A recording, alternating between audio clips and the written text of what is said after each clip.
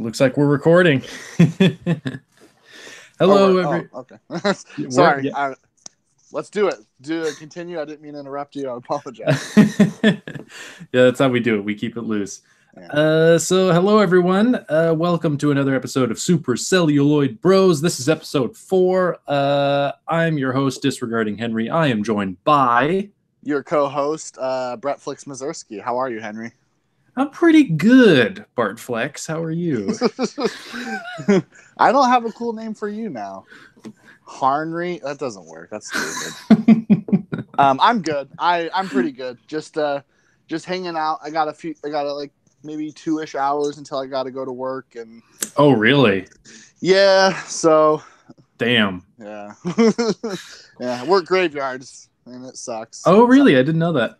Yeah, it's something you never really get used to. At least I haven't yet. I've been working at the stupid gas station for like a little over 2 months, graveyards, and I still struggle with it. Wow. Like try to do things with the rest of the world on their time, and it doesn't really work out.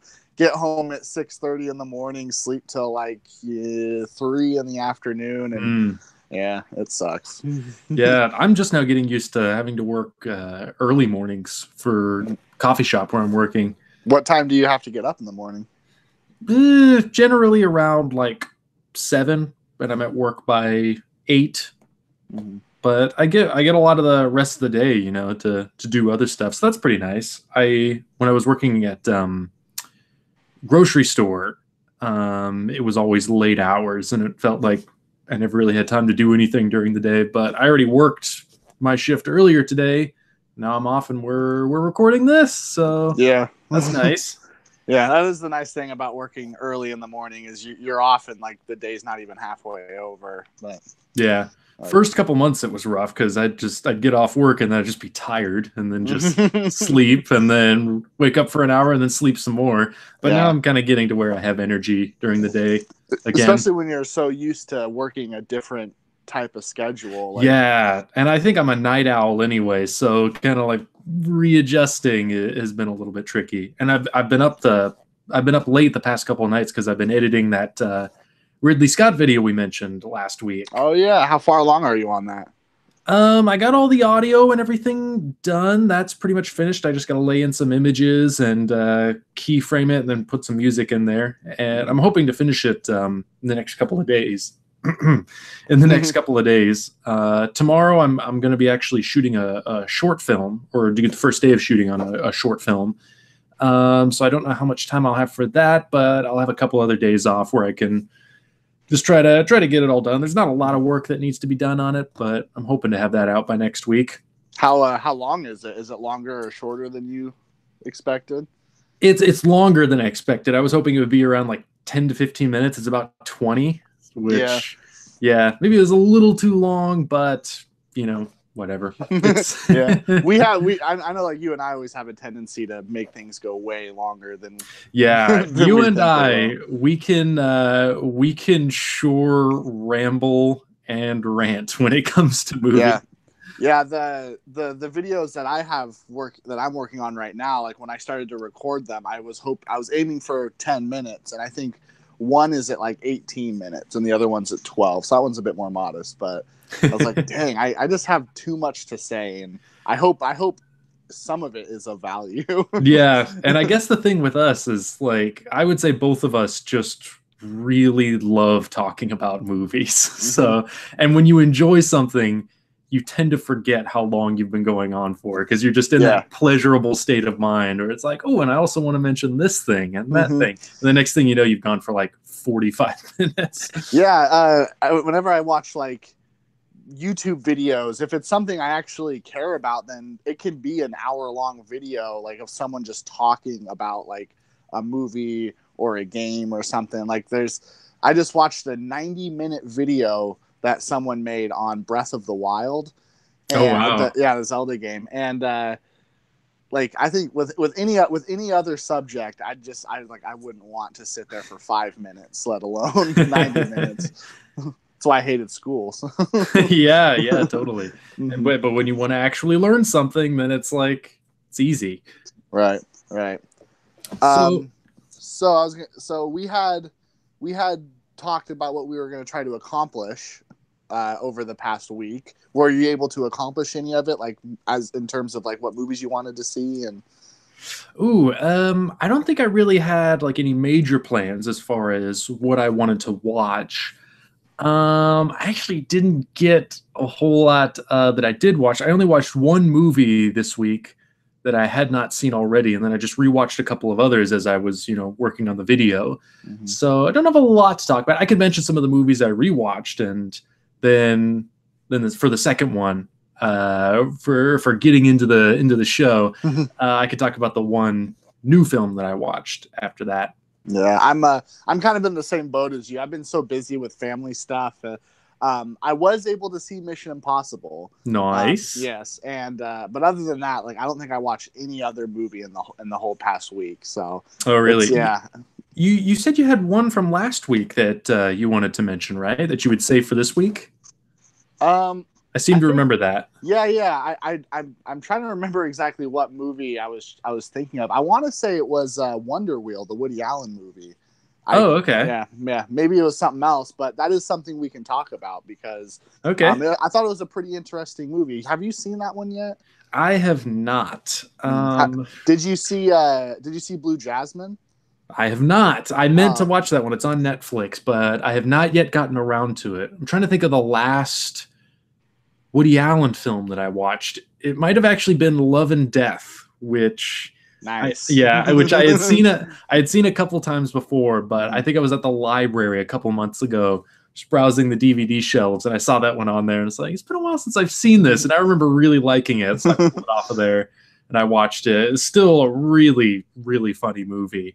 Yeah, that's still one of my favorite comedies. That's like in terms of like belly laugh comedies from Woody Allen, I think that's his best one. Yeah, it's up there. I'm also a big fan of Bananas. I think that's a really funny movie. But Love and Death is up there. That one's like, just in terms of jokes per minute, that's one of his best, one of his most just like jam-packed with humor, visual gags, witty dialogue, just craziness that comes out of nowhere. It's really, really fun. Yeah, and every joke is funny. Like I've seen a lot of movies that try to throw a million jokes at you, and most of them are stale. But this one, there's really not a bad joke in the whole thing. Yeah, at least not that I can think of. Every joke is good, and it's such a unique mix too. I can't think of any other filmmaker that would combine like slapstick visual humor, a la like a Marx Brothers movie or something that Bob Hope. Yeah. Oh, that's more verbal humor, I would say. Bob Hope. Yeah, although he takes a lot of influence from Bob Hope, like in his. Oh, really? In his, what am I trying to say? Just like with his interactions with other people, like that character in the movie where Woody Allen sleeps with his wife, so the guy like comes up to him and like is challenging Woody Allen, and he's like, "Oh, if a real man said that to me, I would teach him a lesson." He's like, "I'm a real man," and Woody Allen goes, "I'm much shorter, man." like all of his interactions with him. So like a guy who's kind of like all talk, but then like but when he's challenged, he's just like, "Oh snap!" Yeah, when he's threatened, he deflates. Yeah, that's like directly from Bob Hope in the documentary on Woody Allen, a documentary. Woody Allen, a documentary on Woody Allen. Exactly. They do a comparison between those scenes in Love and Death and a movie that Bob Hope did, where I haven't seen the movie, but where he plays like some military guy that kind of just talks some shit to people, but when they challenge him, he backs down. He is actually a coward, and so I don't remember that. That's interesting. He takes a lot of influence from, especially the Marx Brothers, and mentions them in a million of his movies. Yeah, and that's the thing I was going to say is like the Love and Death, especially more than any of his other movies, is perhaps like the most extreme blend he's ever had of that like slapstick visual humor, where you get jokes that you probably might even catch like in like a Zucker Brothers movie or something like that. Just the craziest, most absurd visual gags. And then that's balanced with this other basis of like really intellectual humor, like from a base of reference that probably especially now, the majority of audience members out there probably won't understand, like Russian literature and philosophy and classical music, silent film, Sergei Eisenstein. There's all this frame of reference that he's kind of building like puns and gags and Yeah. witticisms and jokes off of, that for people who would go into it like just wanting like the visual humor or like the really lowbrow basic stuff, there's just all that stuff that is probably just going to go over the majority of people's heads. And he's mixing that with just the silliest comedy you can imagine. I can't think of any other filmmaker that would do stuff like that. And he still makes it accessible too, because I'm not familiar with like Russian literature and like a lot of the philosophers he references. Like I've heard their names, but I've never read their works or anything like that. Oh yeah. And it's still hilarious to me. Like, yeah, just because it's a good joke. Yeah. Yeah. I love that joke where it's him and Diane Keaton and they're talking together, and then like Woody Allen just kind of goes like, what if there is no God? And then they have this very deep intellectual fight with each other about whether there is or isn't a God, and how, and like that's the joke really is the fact that these people like who are kind of peasants are saying these incredibly big, unusual words and forming these sentences really quick. Right, yeah. Like, and they're speaking like almost in an impenetrably like intellectual way. Yeah, but it's as casual of a thing as like simply saying like "How's your day?" to them. Yeah, and it just comes out of nowhere too. Yeah, like, it's like, what are they saying? Holy crap! And you have to watch it so many times and be like, okay, I know what this word means. It means this, so this is probably what he's referencing. So it's like, the fact that it's so smart is the joke, sort of. I can't really just explain the fact that they're speaking in a way that to anybody would be impenetrable, but the other character just reacts like, "Oh well, of course," and then they come back with their next thing. Yeah, because that's how they end it. Is like there's a small pause and it cuts to Woody Allen and he just goes, "I've said that many times." Yeah. But yeah, so I saw Wonder Wheel finally, and I wasn't sure how long it would take to be able to see that movie, because I know like when with the stuff with Harvey Weinstein came, like there was a lot more just like backlash onto Woody Allen, because he was one of the at least in like recent memory, the past couple of decades, he's been one of the more controversial figures in terms of sexual offense. And he's been a lasting controversy, a long lasting controversy. Mm-hmm. Yeah, and so a lot of that resurfaced. So like Amazon kind of buried Wonder Wheel a little bit and waited for that to blow over before they released it on their streaming platform. Even his new film, the one he just finished shooting, that one came under fire quite a bit. Like all of the actors kind of like had to back away from it. This is the movie that he hasn't even released yet, but like all the actors that were in it were kind of had to go on the defensive and say like, okay, yeah, I'm not going to work with Woody Allen again. They like donated their salaries to charity, and kind of like a lot of that cast had to kind of do some damage control. So it's been kind of an intense time for his career. And also, like, the movie didn't get very positive reviews in general anyway. So, oh, really? Yeah. Like, I think on Rotten Tomatoes, its score is pretty low. And so I really wasn't sure how I was going to react going into this movie. And overall, it's not really a bad movie. I actually kind of enjoyed it all the way through. I think it's a little long. I was surprised that a lot of characters got a lot of screen time. Like, I didn't think Jim Belushi was going to be as prominent of a character as he was. Same thing with Juno Temple, but a lot of the plot and story revolves around them. But of course, the main focus is Kate Winslet, and it is kind of a shame that this movie has been underseen, because she is amazing in this movie. Yeah, like her performance is really phenomenal. Like I said, the movie is just kind of okay. The script isn't one of the best Woody Allen wrote, but the actors, I think, are able to bring a lot of it to life, like way more than I would have expected from just reading the page itself. There's a lot of stuff in it that I think is kind of lame. Like Justin Timberlake, his character.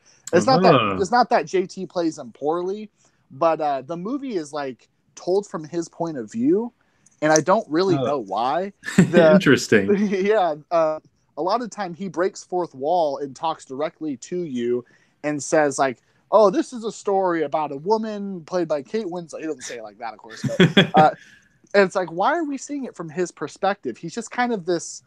He's more of just like a catalyst for a lot of the plot that happens. He's not that like integral to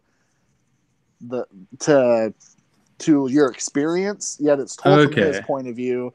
And I thought that a lot of that stuff just wasn't necessary when it comes to like how he throws a wrench into like the relationship between the family unit. Like his character is necessary and he plays it just fine. But yeah, I don't know why he was given so much due. I didn't think anything like breaking the fourth wall was necessary. I just thought it was too much. Added a lot more fat to the movie. Yeah, you felt like it was just kind of like an unnecessary narrative, like trying to do something a little bit different or fancy with the narrative that like didn't really demand anything really fancy. That could have just been more simple. Yeah, I thought all it really did was add screen time. I didn't think it added any like perspective to the story that I wasn't getting from just observing Kate Winslet or Juno Temple or Jim Belushi. I thought that everything that they said and did in the movie portrayed it all just fine. So like you'd get a scene of Kate Winslet being all pissy about something, and then like you get a scene of Justin Timberlake going, "Yeah, she's pretty pissy right now." I'm like, I know that. I just saw it. You don't need to tell me. But I brought up Blue Jasmine because I think thematically the movies are very similar. The stories are very different, but both movies are about a woman who kind of gets boned by circumstances, who had a lot of potential, but kind of gave up on that potential for a man. And by doing that, I don't want to spoil anything, but by doing that, they kind of lose their minds, sort of. So they're both like great performances from two very great actresses. Blue Jasmine just is the much better version of Wonder Wheel, I think. Oh, okay. It seems like Alan kind of does that from time to time. I'd say he's directed like what, over 40 feature films at this point? I think he's at like 44. Oh, wow. And I would say like in general, there's probably like 22 stories at most that he's told. He kind of tends to repeat each one at least twice. Yeah, he's done that where he'll tell like a unique story and it's a big success, and he'll kind of try to do it again, and he doesn't do it poorly. He just doesn't do it as well. And I think the prime example would be Match Point, then Cassandra's Dream. Both thrillers, both have a body count. And I think Match Point is a much better version of Cassandra's Dream, though Cassandra's Dream is a fine movie on its own. Yeah, I didn't think Cassandra's Dream was bad, and I actually saw that before Match Point, so it was kind of it was pretty good. I don't know why everyone was so hard on it. Then I saw Match Point, it's kind of like, oh, that's the better one. I get it. Yeah, like Wonder Wheel is kind of fallen victim to a lot of, in the same way a lot of Woody Allen's movies have lately, where the stories he's telling aren't anything that special, but visually the movies are amazing. He's been working with like the best DPs like working right now lately. He worked a lot recently with I actually thought his whole career with like Gordon Willis. And beautiful films. The guy who shot what's his name? Who shot Wonder Wheel? Storaro is his name. Vittorio Storaro. Yes, that's what it is. Nice. He's shot I think a couple movies for Woody Allen. So like in the 2010s, all of Woody Allen's movies have looked fantastic, but only a couple of them have been like pretty exceptional. Other than that, like the visuals are just the best part. Magic in the Moonlight is the biggest offender of this, where like because it takes place in France, I believe, maybe Italy. And he takes advantage of the amazing scenery of those countries, like he did in To Rome with Love, like he's doing in Wonder Wheel, 1950s Coney Island. He takes great advantage of those settings and stuff. Yeah, or Vicky Cristina Barcelona. Remember, Barcelona is featured gorgeously in that film. Yeah, Midnight in Paris and stuff. Oh yeah, of course, yeah. Yeah, but a lot of the time he just doesn't really have very interesting stories to put in those settings. So yeah, it's been his big downfall, I think, of his recent movies.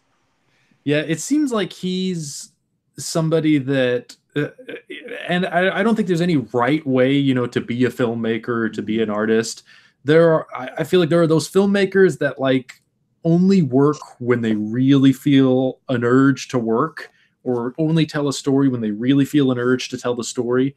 And then there are those filmmakers that are just kind of like working to work because they're compelled to work. They always want to be working. And sometimes it's great and sometimes it's not so great. And I feel like Woody Allen falls into the latter camp, where he's just constantly working just to be constantly working. And when he's great, he's great. And then between those really great moments, there's just kind of like stuff where he's just kind of like, chugging along, doing what he does. Yeah.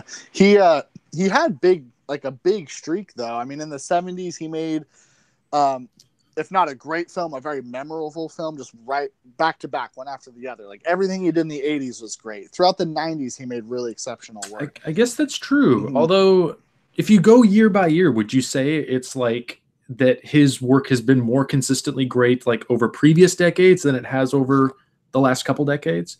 Yeah, I think so, because I think the 80s was like almost that whole decade was like a constant peak for him, because he had Broadway Danny Rose and Radio Days, Purple Rose of Cairo, September, Hannah and Her Sisters. Yeah. Mm-hmm. I guess that's true. Yeah, when you lay it all out like that, it's kind of like, okay. Yeah, that's a good point. Yeah. And just for people listening, Woody Allen is basically like one of your all-time favorite filmmakers, right? Yeah. I'm a really big fan of him as an artist. Of course, yeah. Just simply as a filmmaker, mm-hmm. Yes. Yeah, I've seen every one of his movies that he's done, and so far, except for "Don't Drink the Water," an adaptation of a play he wrote that he directed for television. I have not seen that, but wow, I've seen that's the only one out of 44. Yeah. Not bad. Yeah, I've seen them all. Even his one he did, his 6-episode Crisis in 6 Scenes that he did for Amazon. Yeah, mm-hmm. And that was kind of So I would say you're pretty much a Woody Allen expert then. Would you say he's in like your top 5 favorite filmmakers of all time? Probably. Yeah. I got attracted to him really early on, just because like the themes that his movies are about, he obsesses over death and the existence of God and stuff like that, and his interesting examinations of love and relationships, and like that's like right down my alley right there. all that stuff, like that's stuff that I feel like I constantly like try to wrap my head around and have a hard time doing it. And Woody's always been able to put a lot of those big concepts into relatable, understandable, everyday ways, Yeah, very human stories. Yeah. And with movies like Crimes and Misdemeanors, one of his best, that was also 80s, wasn't it? Yes, it was. Yeah, damn. He takes concepts and like stuff that I thought was really just kind of black and white, right and wrong, and is able to kind of flip them on their head and make me go like, wait a second, because like Martin Landau, commits a big murder, but then at the end of the movie he's totally fine and happy, and Woody Allen simply contemplates cheating on his wife but doesn't, and he's put into a deep depression. Like I would have thought one easily was worse than the other, but it had totally different effects on those characters. And that movie, like I've seen that movie several times, and every time still has like a profound effect on me. And like Woody Allen was just able to take these big ideas, something like right and wrong, and tell it in a simple way, but make it so you can fully understand them, sort of. That's why I love him so much. Yeah, a movie like that, especially Crimes and Misdemeanors, where you've kind of got Woody Allen, throughout half of the movie, just doing this kind of goofy, like hypochondriac, sort of storyline. But then on the other side, there is that very provocative examination of morality going on with the Martin Landau story. And it's a movie that kind of takes you by surprise because you think of Woody Allen as just the funny guy, and then he's also got this much deeper side that is kind of trying to do things with stories and trying to ask questions, like you said, like big, important, profound questions, in ways that don't give you the answers you expect, or that don't try to give you any answers at all, but just say like all these things we assume that are kind of balanced in the universe, like that's just probably all just in our heads, everything's just kind of chaos and nobody has any idea what's going on, and things just happen and we try to make some sense of it because we're human beings and we have to. Yeah, and visually I think he's also an underrated filmmaker because I love his style. He'll let things play out in long takes, and the camera is usually not that worried about following characters. Like he'll like hold his camera in one spot and let his actors just move in and out of frame, and the camera just doesn't react to them at all. I can think of a lot of moments in movies like Interiors where whole scenes basically are played out just in the master shot, and characters are walking in and out of like the living room, and the camera rarely cuts to another angle. I feel like that's a lost art, the art of the master shot. So many films you see assembled now in just that kind of standard textbook way. There's a master shot, there's the close-ups, there's the inserts. It's all assembled by the pieces, and you think like anybody could have done this in this exact same way. But I kind of miss those days when a lot of directors were kind of more creative in their approach, or just very simple and direct in that way. Like, let's just do a master, it's a good scene. I have confidence in this scene. Yeah. I feel good about the writing. Let's just let the actors take over, let them do it. Yeah. I think it's kind of like just a natural instinctual way where when you have a lot going on in a scene, to want to follow it with your camera and stuff to help just show how chaotic everything's being. But I remember a moment specifically in his movie, You Will Meet a Tall Dark Stranger, when Naomi Watts and Josh Brolin are having like a fight with each other while they're like moving throughout their apartment, and the camera is like in a hallway and holding in one spot, and like Naomi Watts is in the kitchen doing something. It's like, and you see her in the frame, but Josh Brolin is in the bedroom, like in all of his dialogue, you're only hearing from him shouting. So, and it never like cuts to him to show him like shouting his dialogue. Yeah. And then Naomi Watts will walk towards the camera, but then like turn and go into a room, that's down in the hallway, and the camera's still just holding there. And so these characters are just weaving in and out, and it has this really complex blocking, but the camera is not at all motivated by the blocking, and that simplicity adds to the chaos. Yeah. It's another instance of just less is more, I think. Yeah, and that's I feel like another lost art. I don't know. I feel like there's becoming like this common language that a lot of filmmakers now are just kind of pulling from, and very few seem to be trying to find their own language. But I feel like that's another thing that's becoming sort of a lost art in storytelling and visual presentation, but like making use of off-screen space as much as on-screen space, I feel like we don't tend to see too many directors doing stuff like that anymore. Yeah, it gives you a sense of space, like you're in an apartment, because when you're in an actual room, you can only see from your eyes, yet there's shit happening 360 degrees all around you. So by doing that, just gives you makes you feel like you're being placed in that space, I think. And I like what you said earlier about the lost art just of the master shot, letting things play out in a master shot, because the best moment in the Steve McQueen's career, the British director, is that shot from Hunger, when it's just the side shot of the two people talking at the table, and he holds on it for like 17 minutes or something. Yeah. That's the best moment in his whole career, is just a single master shot that he won't cut away from. Yeah. He's another great one at that. Yeah. He's a good one to bring up because, he's another one that seems of that more kind of bold school presentationally. And he doesn't even come from filmmaking. He comes from painting. So he really is somebody who just kind of is film by film is trying to discover his own language. But it's somebody who is great at that, of just like, if we don't need a cut here, then let's not cut. You know, if this can all be in one shot, let's do it in one shot. If we need another shot here, then let's get it. But most of the time it's just like, let's just put the camera here and then just let the scene happen. You know, we don't need anything else. The scene's good enough on its own. Have you seen the trailer for his new movie? I actually didn't even know he had a new movie. What is it? It's weird. It looks like a heist movie, I think. Oh no. it was very strange, and I had that same reaction. I'm like, why is he making this? Like, it looked like have you seen the trailer for that new movie Mark Wahlberg's in, Mile 22? I have not. I've heard of the movie, but I haven't watched the trailers. Yeah, every time I see a trailer for that, it reminds me of the trailer for Steve McQueen's new movie. And no. Yeah. And the trailer for Mile 22, it just looks like the most generic, like, movie, like, oh, we got to get in the thing and steal the thing, otherwise this consequence is going to happen. And then it cuts to like something exploding and there's some slow motion reactions to the explode. It's like, oh man, this looks lame. But you know, the Steve McQueen movie, I have more faith in it just because it's Steve McQueen. Yeah. And trailers rarely accurately represent the movie. So yeah, it might be a case of like what happened with Drive, where it's a much more arty film and they just try to put together this trailer that makes it look more generic so that they can sell it better.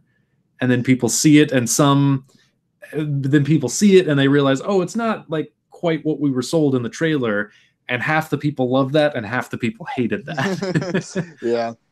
I don't even remember how we got on to why did I bring up Steve McQueen in the first place? Oh, just like directors who are great with like master shots. Oh yes, that's right.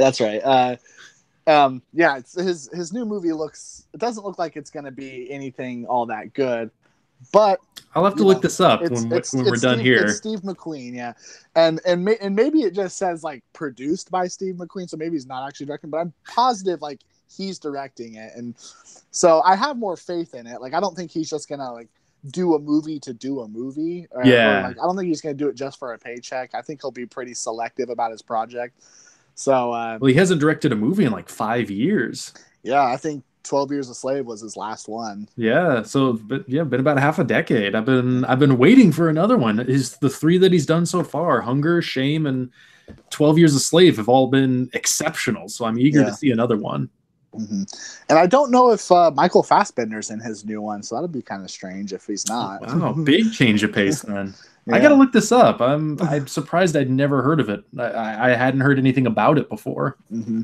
I think I forgot where I saw the trailer for it. I probably just saw it scrolling through Facebook or something. Yeah. Mm-hmm. So what have you watched in the past week? Like I said, there was one that I watched that I hadn't seen before, that I watched for the first time. And most of the week I was just kind of putting on stuff that I had already seen.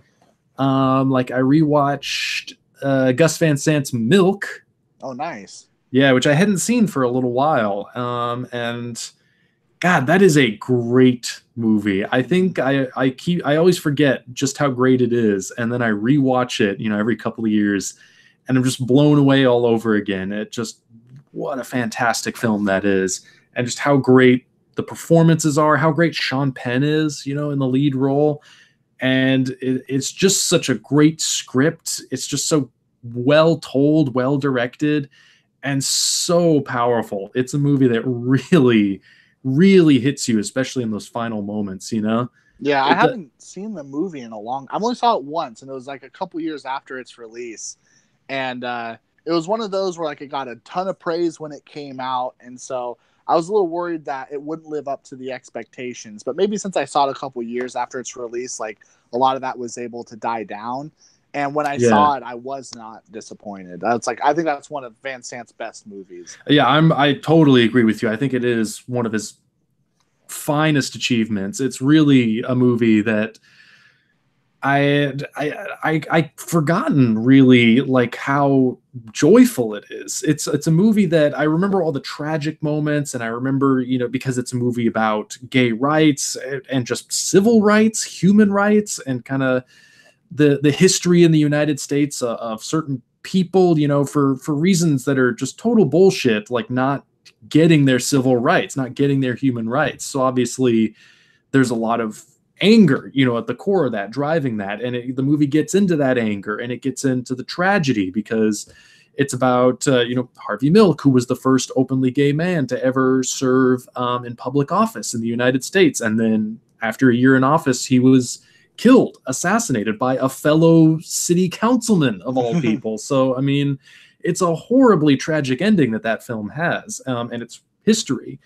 But even though that's kind of the stuff I remember about it, rewatching it this last time especially, I was really struck by like how much life is in that movie, you know, how much joy there is in that movie, that it does an incredibly great job of like building Harvey Milk, you know, as a complex character, as a human being with so many flaws, you know, so many things that he couldn't really handle all that well in his life, but who just was in the right time and place and had, you know, had the courage to stand up for what he believed in and to change the world for the better. And it really, I think what makes that movie so powerful is that it doesn't try to create Harvey Milk as a larger than life character, or as a saintly character, as a perfect, you know, abstract concept. It just sees him as a human being, you know, no different from anyone else, with all the flaws, all the complexities, just a normal guy that said, I want to do something to try to change the world. And he did it. And he did. And that's what's so inspiring about that movie. And balanced with all that anger and all that sadness and tragedy, there's just such joy, you know, that he was able to put together this community. He was able to tell everyone, like, we live in a great country, you know, it shouldn't be this way. We should stand up for what's right, and we should try to change it. And they did, and they made positive change. And the movie does such a great job of making you share in that exuberance and that joy that they all feel of really doing something and really changing the world, you know? Yeah, did you see the documentary, The Times of Harvey Milk, I think it's called? I haven't seen that yet.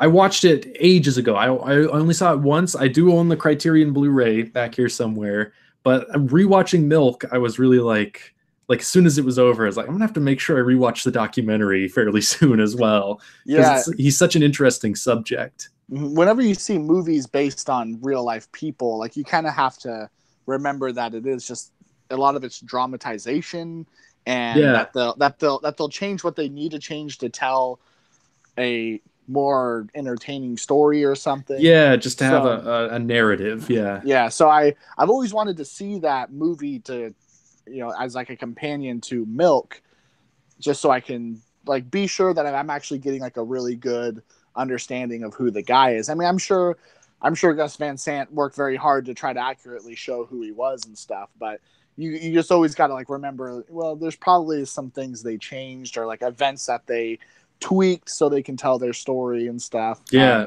Which I've looked into that a little bit. It's pretty close. Like, obviously there are things that are changed, but like the basic trajectory of the story is pretty faithful to like the actual events, which is really impressive. And I think that's kind of helped by the fact that, you know, it wasn't a huge movie. It was kind of a smaller, like more like large budget indie movie. So they didn't really have, like, I don't think, a lot of pressure to do it in a particular way, but to try to be more true to life. And I watched like the features on the Blu-ray, and the actors were talking about how Van Sant was really all about, you know, getting the period right and like getting all the detail right. And he would do things like to try to get the actors in character, like even the extras or the supporting actors, not just like James Franco or Sean Penn. Like, he had like newspapers from like the day that the scene was supposed to take place. He had like the actual newspapers from that day in history reprinted and distributed to the actors like before filming each day, so that they could read on the current events of that day and get into the setting and their characters. And he would say like, okay, like before we shoot, like everyone just do some improv, you know, talking about like what happened today, like what you read in the newspaper. So it's like really incredible stuff that he was really all about trying to get that authenticity in there. And you feel it, you know, you really feel it when you watch the movie. Yeah, something like that is crucial to capture the time and place. And mindset and what people must have been thinking and feeling, because the big political change that Milk sparked is crucial to American history. So Yeah. like, if you're going to tell that story, a big aspect of that story is just the general mindset of Americans in that time in history. Yeah, and I think the movie does a really great job of examining that, of showing that there was like all this homophobia, there was all this ignorance, there was this very strong, reaction from the religious right trying to, pass laws and legislation that would deny, the gay community their human rights, and how the gay community, like there wasn't really a gay community at the time at all, that it kind of all had to galvanize and come together, and people had to say like, hey, we need to work together to make sure like this bad shit doesn't happen. We need to do something about that. And kind of like the one of the guys that decided to step out front for that and really try to lead it was Harvey Milk, just ordinary guy, just at the right place at the right time, who decided to take up that mantle, take up that responsibility. Yeah, I have to wonder what someone thinks when they're like, oh, I need to assassinate this person, because obviously, like the people who assassinated Harvey Milk or Martin Luther King, they wanted to shut him up because they didn't want that change to happen. But like, there's almost no better way to get the public on Milk's side than to assassinate him. The guy who did that is just really defeated himself, because people are only going to feel sympathy then. So why would you bother with that? I don't understand it. I don't know. Yeah, it doesn't make sense in any level, like the idea of just like, you're saying something I don't like, so I need to kill you, but that's absurd in and of itself. And then you add to that, all this guy was saying is that, hey, human beings should be treated as human beings, regardless of race or ethnicity or sexuality or anything else. All they're saying is just like, hey, just be nice to people. Be nice and respectful to people. And then, there's those people out there that say like, you shut your mouth. It's ridiculous. It is ridiculous. I don't get it. And it's like, I just think whenever people do stuff like that, it works in a way that they don't want it to, and they don't realize it. It's so stupid.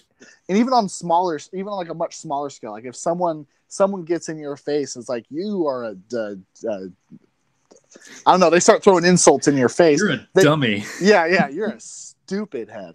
And like what they want is for you to get angry and hit them back, So it's like, if someone gets in my face and is pushing me around and wants me to fight them, if I fight them and whoop their ass, like they've still won, because that's what they wanted me to do. They wanted me to go down to their level. Yeah, bring you down. Yeah. So even if I walk away being like, yeah, I'm an alpha and I'm so badass, like I'm just an idiot.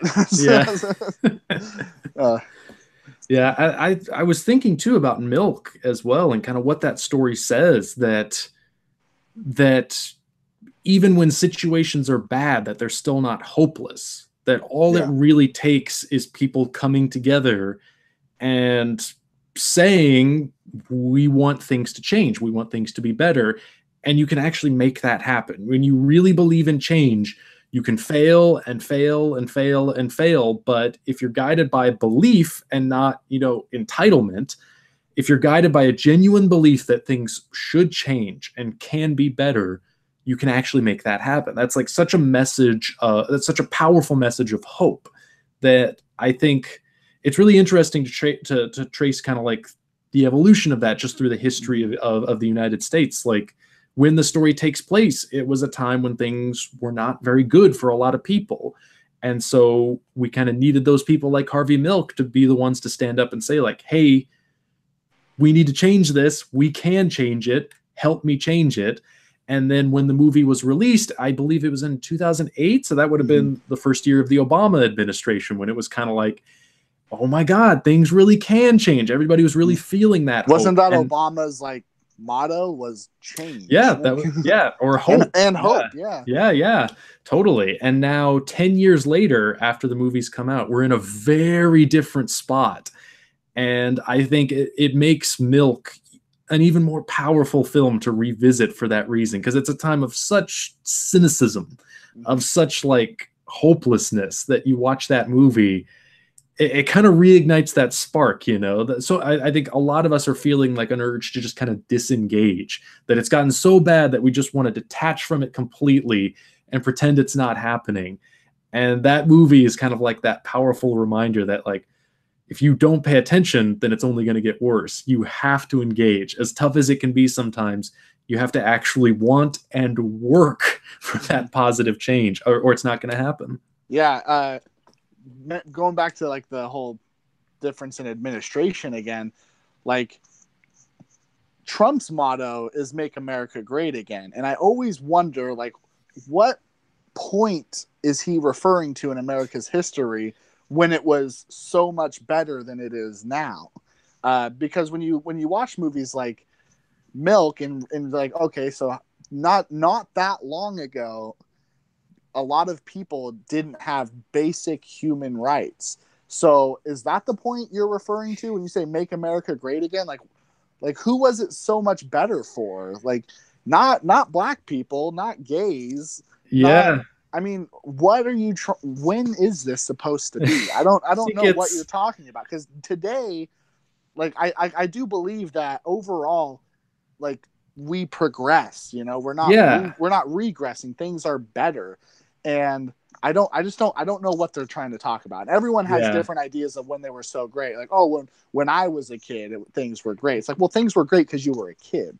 Not like ask any of the adults when you were a kid. They'll say when they were kids, things were great. So yeah, I don't really know if just kind of a fantasy. Or Trump followers have really thought out what that means to make America great again. I mean, I guess if you want to like make America greater, I could be on board with that. But make it great again, you know, just implying that things are worse now than they once were. I don't know what that's supposed to mean. I don't. If someone can fill me in, please do. I've been asking the question for a couple years now. Still haven't gotten an answer. Not one. Not even a bad answer. I just haven't even gotten an answer. Oh man, yeah. I think it's just kind of a collective fantasy, you know. That there's this idea that things were so good at some point in the past, but anytime you actually really try to look at it, it's like, I guess things weren't that great. I guess it's like the whole just nostalgia, maybe. Yeah, people think like, oh, movies were better back in the day. Yeah, it's not necessarily just for politics. It's even like with the 80s nostalgia or the 90s nostalgia, like none of it's really that good. It's just you remember it fondly. So it's kind of like it's the rose-tinted glasses. Yeah, I think the stuff you do remember is the good stuff. You don't remember the bad stuff. So when you think back in the 80s, you think of like you think of like heavily synthesized pop music, which generally really sucks, but the stuff you remember is the stuff that actually was good. Yeah. So when you think of like synthesized pop music, you remember, Don't You Forget About Me by Simple Minds, or Take On Me by Aha, like the good stuff. You don't remember the garbage. Yeah. The hundreds of other songs that just weren't that good. Yeah, nostalgia is a powerful thing. Yeah, I've said this, on streams before, that like whenever I get somebody saying like, don't you feel like movies are so much worse now? Like we still get good movies every now and again, but we get so many bad movies. My answer to that is always like, go to any given year in cinema history, look at all the hundreds of films that were released in that year, start watching them and see how far you get. We only remember the great films that came out in any given year. Like time is the best filter there is, because we only remember the good stuff. Like every now and again, a gem will get kind of hidden, but I feel like at some point it always gets rediscovered, and just the hundreds and hundreds of mediocrities and horrible things that just gets pushed aside, and we only remember the good stuff. And so you can look back and say, man, the 90s were such a great time for films. It was only all these great films. It's like, go to any given year, watch like the stuff that was out like in between all of that stuff, and you'll realize like, I guess things, are about the same that they've always been.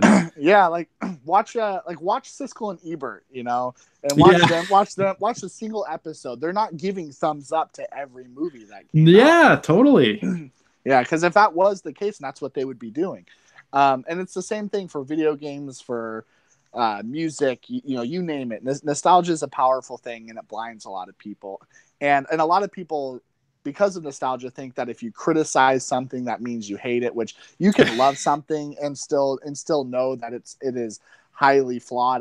I've been watching a lot of videos on the Metroid franchise recently, because I'm playing. Interesting. Yeah, that's probably of my Nintendo stuff. That's probably my favorite. I've always loved Metroid. Yeah, Metroid is great, and I'm playing Samus Returns. Have you heard of that? That is the one that was on Game Boy, right? Metroid 2?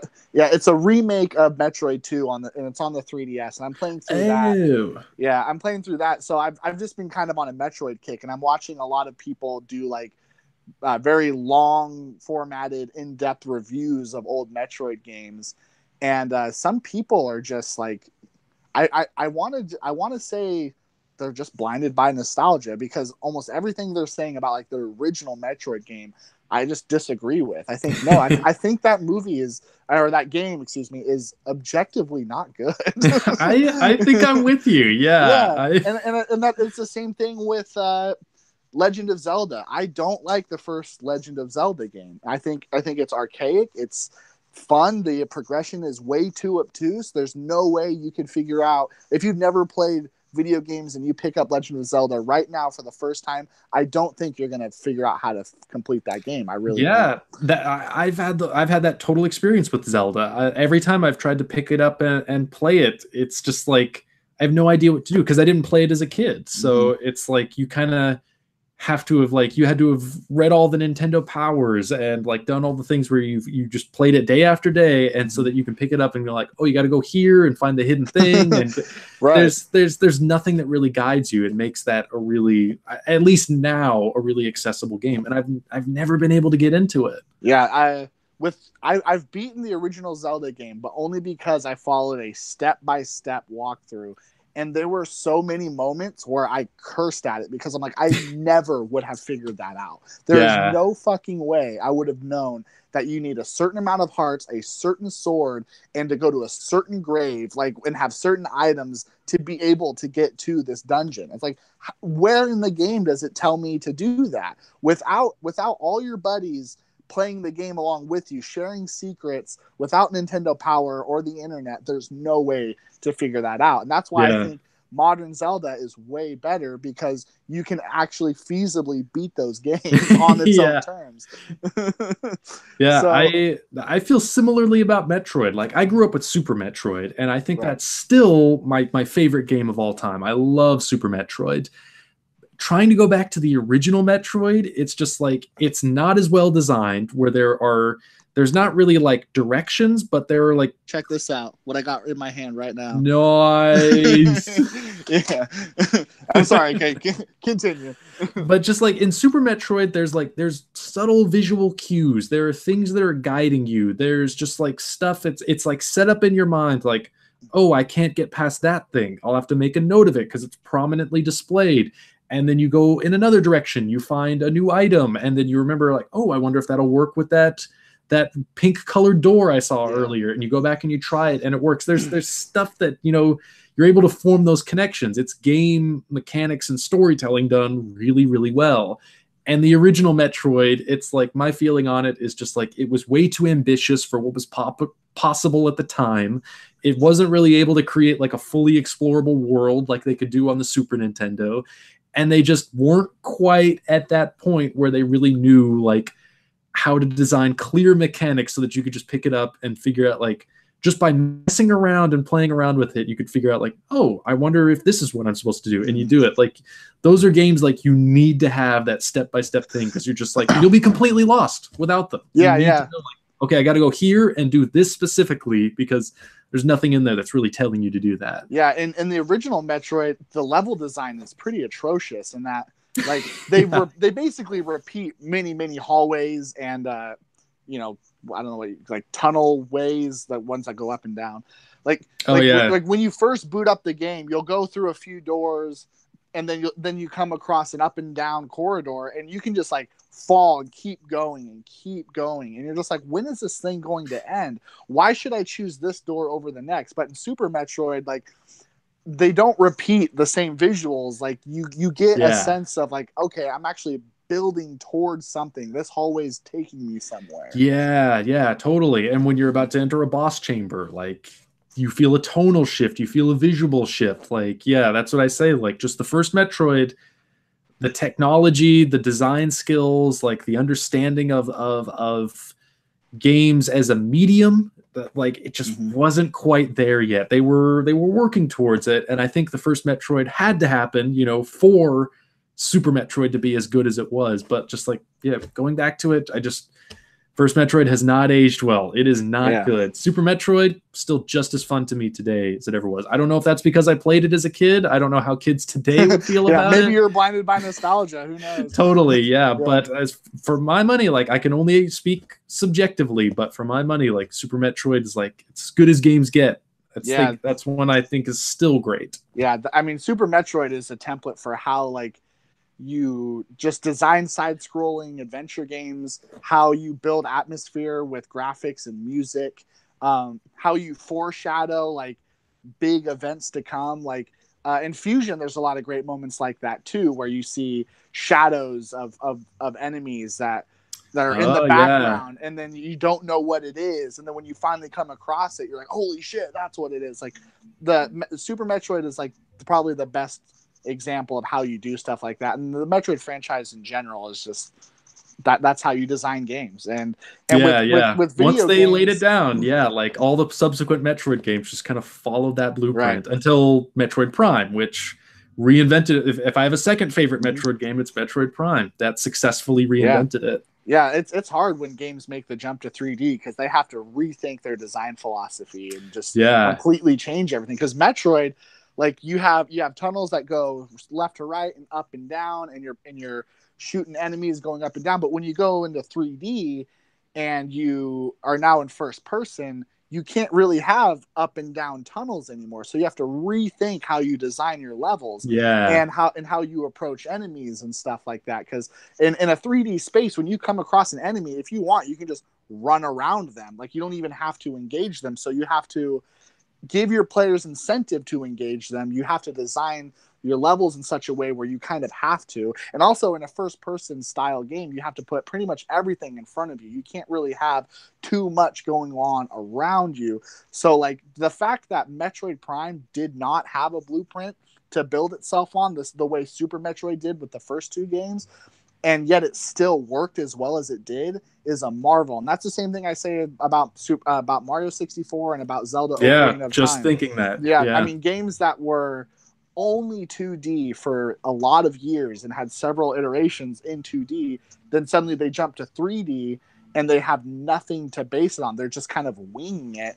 Yet they worked so well. And I think that's one of the reasons why those games are still so cherished, because, like, the jump to 3D worked very well. And since then, all the games that have come after them have based their philosophy on those games. Like, basically, every game after Ocarina of Time is just kind of a better version of Ocarina of Time, sort of. Yeah. But Ocarina of Time had to be entirely original from every step of the way. Even just how you design your game engine. It had to pioneer. And, like, I'll be the first to admit that, like, playing Mario 64 today, like, you can feel those rough edges where there, like, the camera especially, I think, is a thing that everybody who plays that game complains about. But honestly, like, as frustrating as it can be in, like, certain moments, like, for the most part, like, that game is still very easily playable. You just pick it up, you start playing, and you're having fun, you know?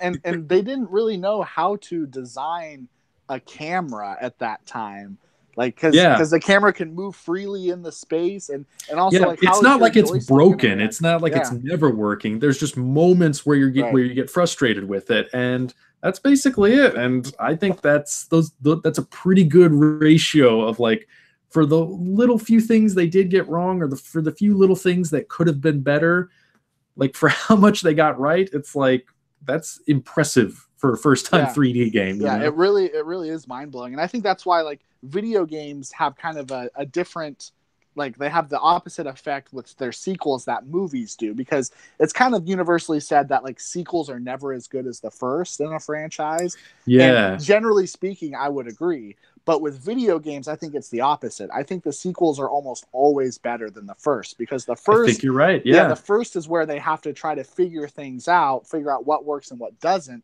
And then when they have the sequel, they can iron out all those flaws and give you a much better they can gaming polish experience. it.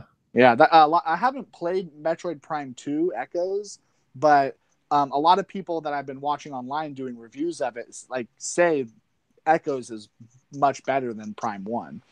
So interesting. I know I played through that one way back when. I don't remember it though. Metroid Prime was one I played and replayed constantly. Metroid Prime 2, I don't know if I ever finished it, or maybe I did once. I don't know why. I guess I remember liking it. I just don't know why that one wasn't as attractive to me as the first one was. But yeah, I don't really have much of a memory of the second Metroid Prime. Yeah. I haven't played it, so I'm not sure. But like all the videos I've been watching, they give really convincing cases, and they just talk a lot about it. You should see a YouTuber named King K. He does like hour-long videos on these older games and talks really in depth about them all. And they're very informative and they're really good. And that was kind of the thing that convinced me to really want to try the Metroid Prime series again, because I have Prime 1 and I've never finished that game, but it's always it's always impressed me. I just have a big issue with all the backtracking, and it kind of wears thin. But I'd love to play that one to get me like prepared for Prime 2, and now I think they just announced Prime 4 like a month or so ago. So really? Yeah, I'd love to get into that series again. Yeah, you're kind of making me want to go back to it now. It's been a while since I've talked about those games. Yeah, I have a GameCube, so if the day comes where I finally ditch this town and move up to Portland with you, I'll bring my GameCube and we'll have to play through those games together. Oh Lord, you're gonna get me hooked again. It's like a drug to me sometimes. Yeah. I've discovered I can't really play games anymore, because I'm just somebody that when I play a game I really like, and especially the way games are designed now to be like this sort of drug where you're constantly getting little rewards and little endorphin rushes, and there's all of these like little tasks you have to do where it's just like the last time it happened was when I played Metal Gear Solid 5. Oh geez. And I just binged on it like for a couple weeks straight. Like I just could not stop playing. I'd play it and then she's like, I can just capture like one more thing. I can do one more side mission. I can just do a little bit of like base construction. If I just capture one more guy, and I just would keep playing and keep playing and keep playing. And then after like a couple weeks of doing that, of like staying up till 6 a.m., just not being able to put it down. Yeah.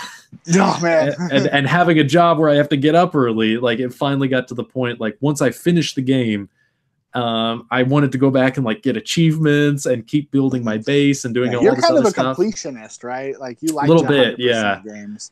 Yeah, and when I'm trying to like accomplish like a specific goal, and it's a difficult goal, like I'm trying to get a certain achievement or something, like I get really frustrated, and I that's when I get a short temper. I'm pretty chill most of the time in general, but when I play a game, like it just sparks me. I just want to get it done. Because now like almost every game has to be open world, so you have to fill that world with a lot of content, which means side missions and items to just find and collectibles.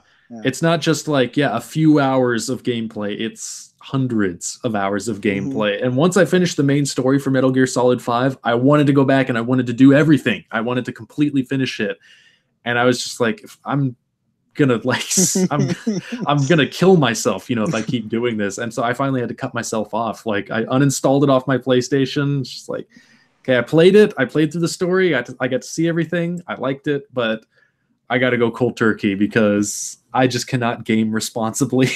Yeah, it's an important skill to learn. Like I play I play Monster Hunter, and that game, it's like if you're gonna try to get all the armor and stuff and get all the weapons and upgrade them fully, it would take well over like 2,000 hours. You know, there's just so much. And so I'm glad that I'm not a completionist at all.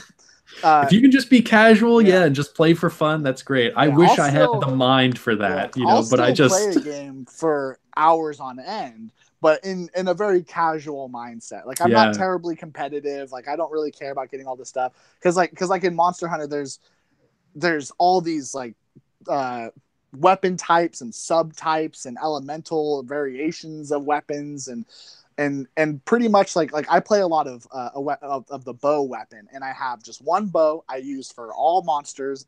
But people who get really crazy into the game, like they have specific bows they use for specific monsters and specific armor sets that they'll use, and then these mixed sets that they'll use and things they'll bring with them on the hunts. And I'm like, nah, I have like one thing that I bring every time, and sometimes I'll swap out, like instead of bringing like this kind of coating for my bow, I'll bring another coating. But other than that, I don't really stray too far. I have like my own formula for how I approach the game.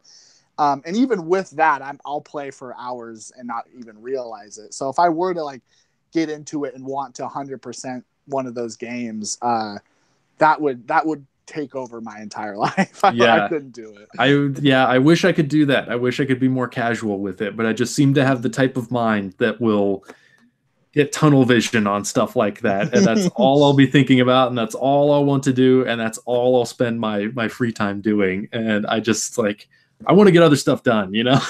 yeah, for sure. Man, we got on a long rant about video games. We did, yeah. I thought we were a movie show, but wow, okay. It's okay. We can go off on tangents if we want.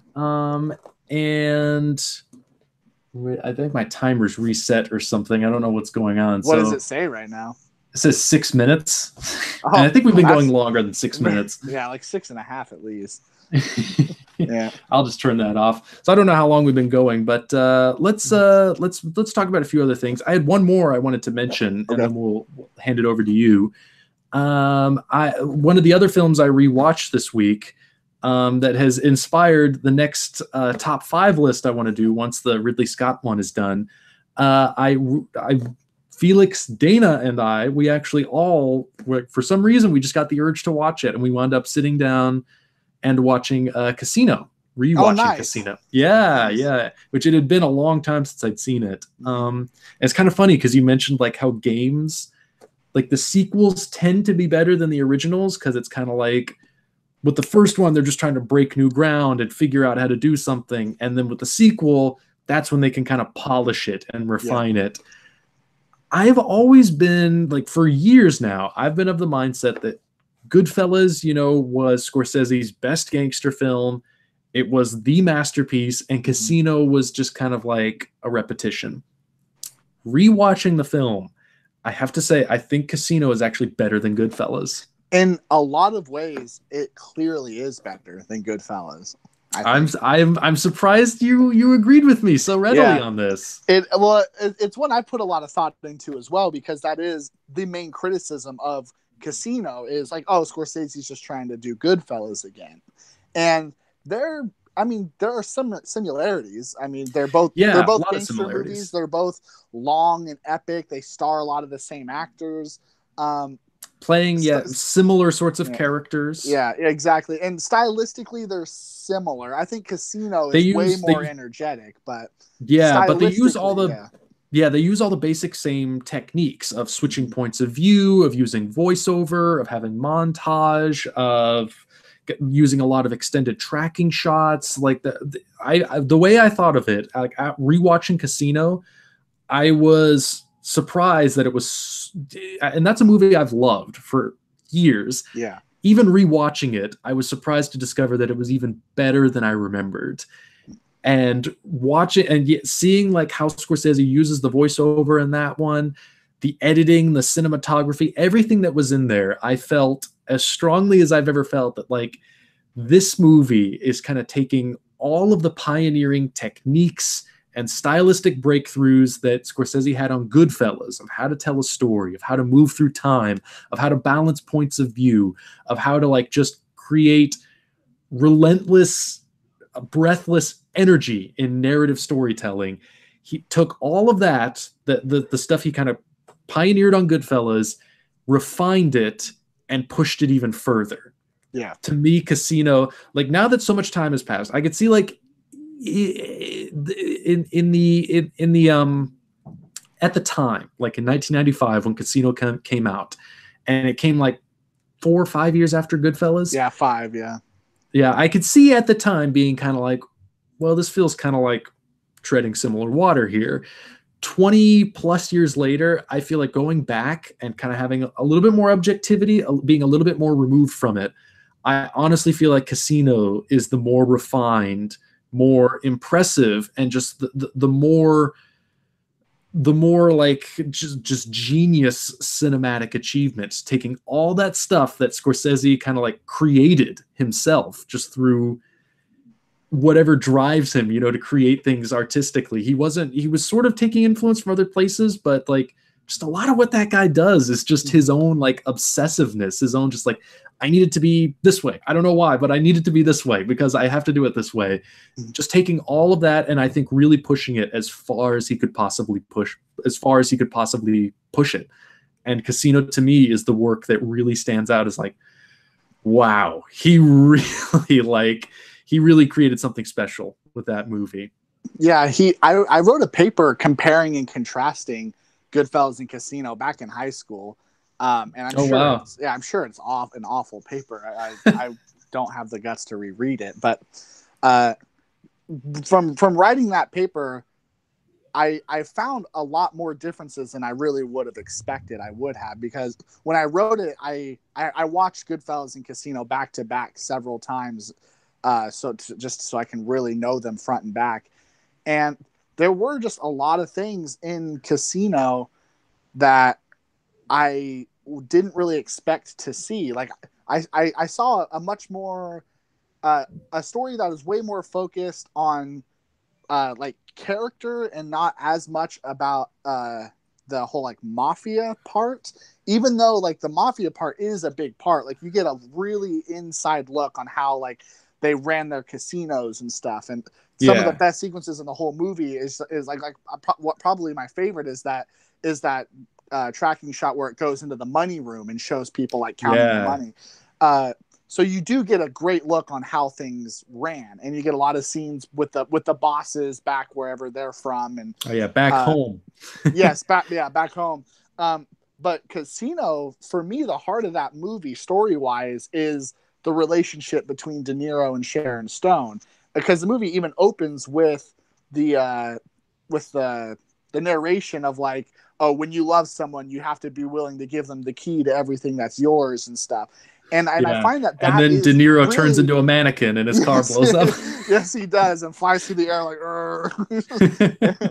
I find that that's really what the movie is about. Is De Niro, who had like a very specific way of how he saw love and what it should be, and he invested himself into a woman that didn't see it that way, a woman who didn't want to be controlled, who is so incredibly independent, and how just that wrecked his life sort of, and how much that even just affected how he ran the casino too. And Goodfellas, I didn't think really had that. Like, it has great characters, but to me, Goodfellas always felt like it was about mafia life and how you live. Yeah, and Casino has that, but it's concerned with a lot of other things, I think. Yeah, it revolves around relationships. Mm-hmm. I think you're right there. Yeah. Mm-hmm. Yeah, and just visually, it's so much more unhinged. I mean, I remember one of my favorite shots in that whole movie is the perspective of a straw, or maybe it's from the nose sucking cocaine up into from a straw. And it's like, it's so clearly like just like a big vacuum that's just sucking up like powder or whatever. But you just don't expect to see that in a movie. Like, oh, whoa, that's an interesting perspective. Instead of just showing someone snorting cocaine, like, let's put the camera in the straw. Yeah. It's so cool. Yeah, it's I've seen that movie probably 4 or 5 times, and I'm amazed that I can still watch it today for like the sixth time and still notice things in it that I didn't notice before, of just like what the camera's doing, what the editing is doing, what the lighting is doing. That there's so much, even for a 3-hour movie, there is so much jam packed into it. It's a movie where just like literally every second you're getting some kind of brilliant stylistic or aesthetic choice coming at you, and it's so rapid and it's so nonstop, and it's all so close together that a lot of it just kind of goes by you. It's a little too much to take in all at once. And so it really kind of takes like watching the movie again and again and again and again and becoming familiar with a lot of stuff so that you can start looking in between those spaces and seeing like, holy shit, there's all this stuff here that I never saw before. Yeah. Like, oh, go ahead. Sorry. Oh, just like I was noticing shots like, and there were so many great shots. Like you talk about the tracking shot, like going into the money room and showing how all the money is handled in the casinos. That's all done in like this one continuous shot. And that was like a thing I noticed, like my first time watching the movie. And now watching it like the sixth time, I'm astonished that like I'm still noticing shots where like, that was all one tracking shot. How did I never notice that was all one tracking shot before? There's like a whole scene where Pesci goes into like some other place. I always lose track of everything that's going on in that movie, but he's going somewhere to intimidate some guy, and it starts with an establishing crane shot of the exterior of the location, and it comes down and it catches Pesci on the sidewalk, and then the camera actually detaches from the crane and it turns into a Steadicam shot without a cut, and it follows him inside the location and follows him through it, and then the whole scene of him like intimidating this guy and beating him up and getting money from him, that all plays out in one shot, and then he leaves the location all without a cut, all in just one real-time camera move. Yeah. And I'd never noticed that before. And I was just amazed looking. That was all one shot. I had to like, as I'm watching it with Felix and Dana, it's like, I need to back this up for a second because I didn't see a cut and I have to confirm this. And we watched it again. It's like, that was all one shot. I never even realized that shot was there. And it's genius. It's amazing. So yeah. Casino has the iconic tracking shot going into Copacabana. Goodfellas. Yes, sorry, that's what I meant. Goodfellas has, see, they're the same movie. No, Goodfellas has that iconic tracking shot, and Casino doesn't really seem to have like tracking shots that are as referenced as that shot from Goodfellas. Yet, I think everything you see in Casino on a technical level is way more impressive than like the Copacabana shot. A great shot. It's a great moment in a great movie, but because I remember just the choreography that had to have been involved to pull off the tracking shot I mentioned in the money room. It's insane. I mean, people are spinning around. People are putting things right in front of the camera. So you're probably moving the camera. Everyone has to hit their mark, fucking with the focus. Like, and if you mess it up, you have to start all over again. Like that has to be insane. I mean, in Goodfellas, there's a lot more room for error. I think like if someone doesn't quite make their mark when they need to, it's probably forgivable. But in Casino, like everything, the precision of that movie, even though it seems very wild and chaotic, it's very precise chaos, you know? Yeah, because in Goodfellas, you're right. There's kind of like a central subject to that shot. It's Henry Hill and his wife, and they're walking through the Copacabana. That's basically the focus for the entire shot. And in Casino, the focus is everywhere. There's this guy, and then there's this thing, and there's this detail, and there's this over here, and now we got to go over here. There's not one single focus that is the center of each shot like that. It's trying to present you dozens of little pieces of information all at once, and that's the insane thing about it. Yeah, it's technically speaking, it's like Scorsese at his absolute best. Yeah, and I wonder how much of the influence of that was from Robert Richardson, because I think that was the first movie Richardson shot for Scorsese, and I think you're right. And since then, they made a bunch of movies together. And Michael Ballhaus shot Goodfellas. Now, I think Ballhaus, who's a great DP, is just more on the conserved side of how like stylistically. But Richardson, though, he loves to get wild and crazy. He loves to have very over exaggerated lighting schemes Yeah, and yeah. energetic camera moves and stuff. And he loves to use steady cams and move the camera everywhere. But I think Michael Ballhaus is usually a bit more keen on just kind of locking the camera down, maybe putting it on a dolly, stuff like that. So Yeah. I think Richardson coming in and shooting Casino is a large part of the success of how good that movie is. Yeah, I would agree with you because I think Goodfellas is, yeah, it's very conservatively lit with much more of an eye towards just realism, you know, or subtlety, I guess. It doesn't try to really look like a movie that's been lit in a particular way. Really, all the style and the flamboyance in that movie come from the camera moves and the editing. Yeah. Whereas in Casino, it's camera, it's editing, and it's lighting. There are images in Casino that look like paintings. There's a shot like of it's back home, like establishing all of the crime bosses, and they're all sitting at a table, and they're all lit by a single lamp, and you can only see like just half of everybody's face, the surface of the table. Everything else is complete shadow, no information. There's just blackness, void around them, and just this single moody little light just giving you a little piece of this guy here, a little piece of that guy there, and it's so gorgeous. And there's nothing like that in Casino, where just or in Goodfellas. Shit, now I'm doing it. Yeah, that's like Richardson's like signature is just that extremely hot, bright light, just a single light above everything. He does that in his work with Tarantino. He does that in all of his movies he shoots with Scorsese.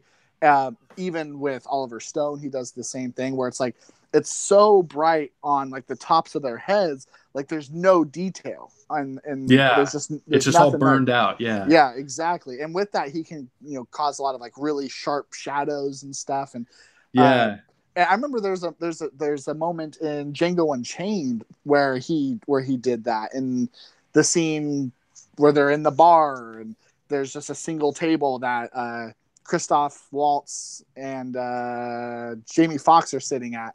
And in that scene, it's just like, I wonder why he chose to do that here, because it just doesn't really seem necessary. I'm not criticizing it, but like that, he loves that kind of shot. There's great moments in Bringing Out the Dead where he does that. There's one of my favorite moments in Bringing Out the Dead is towards the end. Nicolas Cage is like walking down these steps. He's like following the ghost of I think her name's Rose, and it's like it looks like he's ascending from heaven almost as an angel because of just how brightly lit he is when he's walking down the steps and steps out of that light into the darkness of this like hallway, this concrete hallway that he's in. Yeah. Richardson, he's singular almost in how he does that and how he's able to balance extreme brightness and just pitch blackness. Like, I can't really think of any other cinematographer that creates effects as dramatic as that. Right. And that's why him and Scorsese are just such a good match, because they just love visual storytelling. Yeah, and pushing extremes. Yeah. Right. So many directors of photography now are just kind of like generic DP number 4, generic DP number 5, because all they do is just they light the sets or the scene so everything shows up as it needs to. There's no flair. Like, there's nothing characteristic about them. Like where Richardson loves bright colorfulness, and you have Gordon Willis who loves dark and looming photography, but both are so great and both are like so instantly identifiable. Yeah. And you just as much as a director, you don't see enough of that. Yeah, you don't see enough of that in DPs. Like, get a little inventive, get creative. Yeah, take chances, Be willing to fail. That's the big thing with innovation. You got to be willing to fail in order to succeed. Yeah, and that's how you're going to catch the eye of great filmmakers. I think that's why Tarantino loves Richardson so much, or why Oliver Stone did, because like he's just a wild dude. He's a risky guy, and so are they as filmmakers. So that's the kind of person you want on your side to make the kind of movie you want to make. Yeah, I even never really noticed before, like how many of Scorsese's choices as a director are so bizarre. There's just so many moments in Casino where he'll just do something that you wouldn't think like to present a scene like that. Like there are so many phone conversations in Casino, and he does each one a different way. He'll do one where it's just cutting back and forth. He'll do another one where like he'll go into a Dutch angle and cut back and forth. And I remember there was one where like there's a phone conversation and he does it as a series of crossfades. Instead of cutting, it's like fade to the other side, fade to the other, fade back, fade back, fade back, fade back, and it just dissolves over and over again as they're just exchanging this conversation. And then he hangs up. It's like, that is so weird. That is such a weird choice, but that's such an interesting way to present a phone conversation in a way that you haven't really seen before. You know, just something that adds it, you know, gives it a little more visual interest, you know? Yeah, and something so plain that you see a million times in movies. Like, how do you find interesting ways to show that? Yeah, people talking on a phone, yeah. And even down to his music choices. Like, it's so bizarre and so eclectic. Like, there's a whole sequence where Pesci's having, like, his freak out at the card table, and he's throwing cards and hurling insults at this poor dealer. And the song that plays in that is this bizarre novelty song about a guy, like, boasting that he can sing like a frog, and he just I ain't got home. It's such a weird song, and no other director I think would hear that and think like, that needs to go in this scene. That's perfect for this scene. But Scorsese does it, and somehow it works. It feels perfect for that scene. But yeah, like, but also to be fair, there are a lot of similarities. We discussed pretty much most of them already, but one more I wanted to bring up was I want to say that both Goodfellas and Casino are based off of books written by the same author. Yeah, Nicholas Pileggi. Yeah. Yeah. So there's that too on top of it. But I think it's just an oversimplification to say that Scorsese is just trying to do Goodfellas again, or even just trying to outdo Goodfellas. Like, I don't think that the story of Casino should have been told any other way. Like, that's the way it has to be told. At least now that I've seen it, I can't picture it any other way. Yeah. I think it's fair to say that they're very similar movies. And I think it's fair to say that, like, you could even argue Goodfellas is a better movie. Or you could argue that, like, Goodfellas is a more important movie. I'm not going to argue that. But Casino, I think, is really the movie where I think Scorsese had done, like, a whole body of work up to that point, Goodfellas especially, where he was able to play around with narrative, play around with storytelling, try certain techniques, try them different ways. And Casino was kind of the one where he just seemed at his most unhinged and his most just like, let's take all of this shit and let's see how far we can go with it. Let's see how extreme we can push it. And he really pushed it as far as he could. And every film after that, he's kind of like pulled back or taken different approaches to. I feel like Casino represents a certain kind of stylistic, exuberant peak for him, which is not to say his other films, his subsequent films haven't been great. He's done a lot of great films subsequent to that, but just as far as like how much style he fits, you know, just per minute into a movie, I think Casino's probably the peak. Yeah, it probably is. Like with Bringing Out the Dead, he did a lot of crazy shit in that movie too. That's true. But I think a lot of that was done in post-production, like in the editing process, how they would speed up, they'd have the sequences going at high speed, or you know, or just how dreamlike they're able to do it. I think a lot of that was achieved thanks to Thelma Schumacher, but with Casino, almost all of it is like in camera. I mean, of course, the editing on it is amazing too, of course, and the movie owes a lot to the editing, but you know, you have incredible tracking shots. That's something you can't do in post-production. You have to do that all in camera. So unless you're Alejandro Gonzalez Iñárritu. Yes, that's true. That's true. But I think Bringing Out the Dead, like for me, is able to match the energy of Casino, but in a very different way. It takes a very different approach. Yeah, it takes a very different approach to get that energy than Casino did.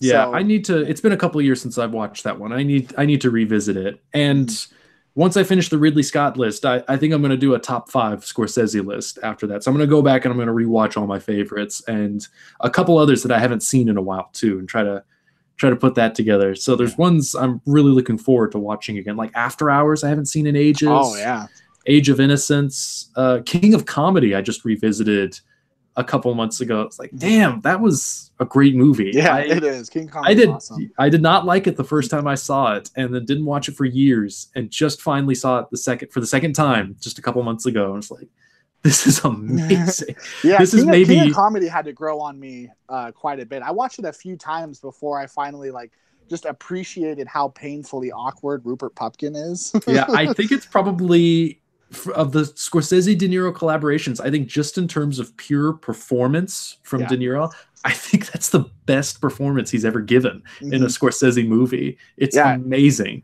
Yeah, rivaling even Raging Bull, Jake LaMotta. Yeah, I think so. It's really amazing work, and I'd never really. I don't know, maybe just because the movie is so painful, like you said. It's a movie that is very funny, but all the humor comes from the deepest pain. And I think watching that when I was younger, I was just like, I do not enjoy this at all. I do not want to be watching this movie. And rewatching it again, I was kind of able to view it with a bit more sophistication and with a bit more of appreciation, like just for the artistry of that, of how they were able to create that pain and that humor simultaneously, and actually really get an enjoyment out of it, to be able to laugh at that pain, which I think was the intent behind it. Yeah, the last time I saw it was about a year ago. It was right after Jerry Lewis died. I watched it just kind of to remember him and how great he was. And he is amazing in that movie. He really is, yeah. I mean, he's so funny because, I mean, his character is just annoyed by everything. Like even though like he's like in danger, he's just like, God damn it, the whole time.